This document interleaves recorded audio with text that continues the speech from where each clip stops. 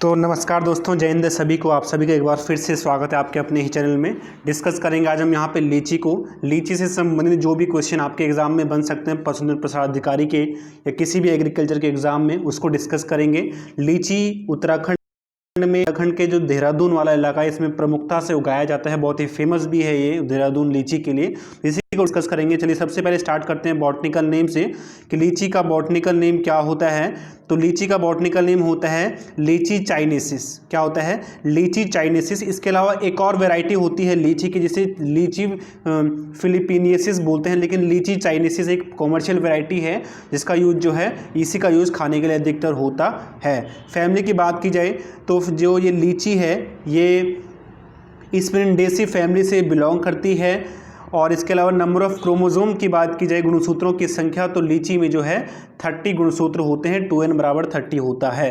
लीची भारत की एक प्रमुख जो है फसल है और एक बहुत ही अच्छा फ्रूट भी होता है। मुझे सबसे ज़्यादा जो है लीची ही पसंद है। आपको क्या सबसे अच्छा फ्रूट कौन सा लगता है मुझे कमेंट करके ज़रूर बताना। ओरिजिन प्लेस की बात की जाए, इसका उत्पत्ति स्थान, तो लीची का उत्पत्ति स्थान साउथर्न चाइना, यानी जो साउथ चाइना है या फिर जिसे आज जो ओमान है, साउथ चाइना या ओमान को जो है माना जाता है। फ्रूट टाइप की बात की जाए, किस प्रकार का फल है, इसका फल प्रकार एरिल है यानी मांसल फल है ये। एवरेज टेम्परेचर की बात की जाए, इसको उगाने के लिए, लीची को उगाने के लिए जो एवरेज टेम्परेचर होता है वो 30 डिग्री सेल्सियस के आसपास होता है। 30 डिग्री सेल्सियस के आसपास जो है इसका टेम्परेचर होता है। मिट्टी की बात की जाए कि किस तरह की मिट्टी इसके लिए चाहिए लीची के उत्पादन के लिए, तो इसके लिए सैंडी, लोमी सॉइल, बलुई, दोमट मिट्टी की अधिक जो है आवश्यकता होती है।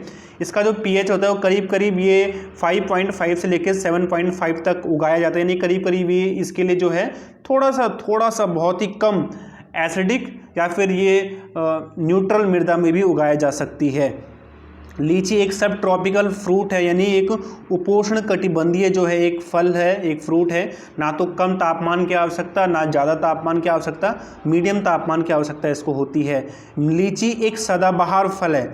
अब सदाबहार का मतलब ये नहीं कि ये 12 महीने मिलता है जैसे केले मिलता है, ऐसा नहीं है। सदाबहार का मतलब है कि लीची में पतझड़ का मौसम कभी नहीं आता।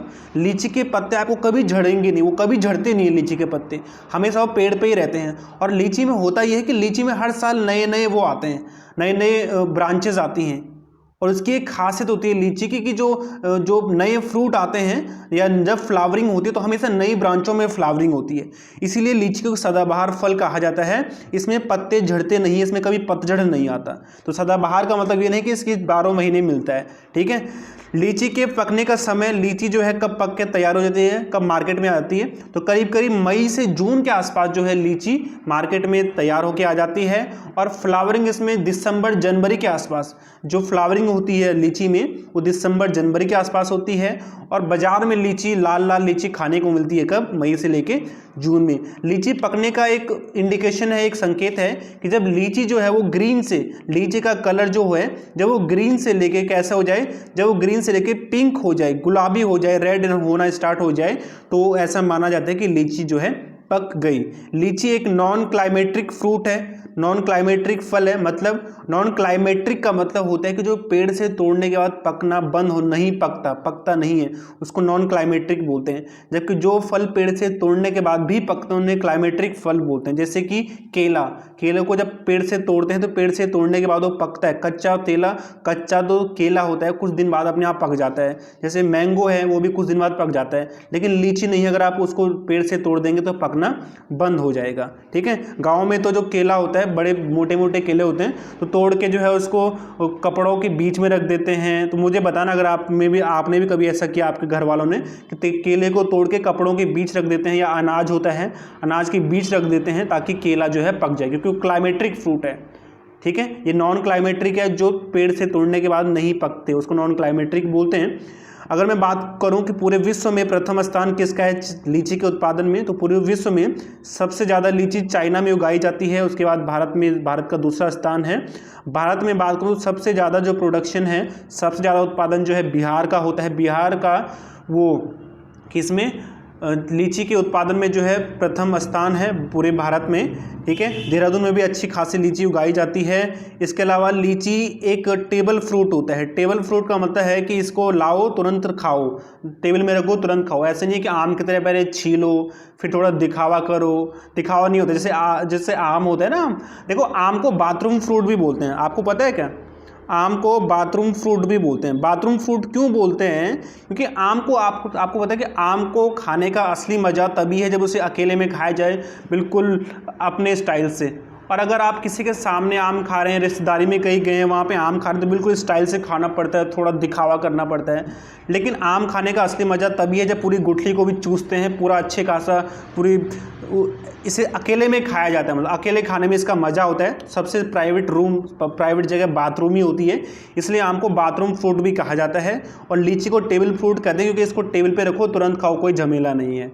वैरायटीज़ की बात करूँ, कई सारी वैरायटीज़ इसकी उगाई पाई जाती हैं भारत में, जैसे शाही, चाइना, पूर्वी, रोज़, कसाबा। ये इसकी बिहार में पाई जाने वाली वैरायटी है। बिहार में अधिकतर इन्हीं किस्मों को उगाया जाता है। अगर मैं बात करूं देहरादून और सहारनपुर, देहरादून और सहारनपुर नाम नहीं है, ये वैरायटी हैं। क्या हैं? ये वैरायटीज़ हैं लीची की। देहरादून और सहारनपुर जो वैरायटीज़ हैं, उत्तर प्रदेश और उत्तराखंड में यही वैरायटीज़ अधिकतर उगाई जाती हैं।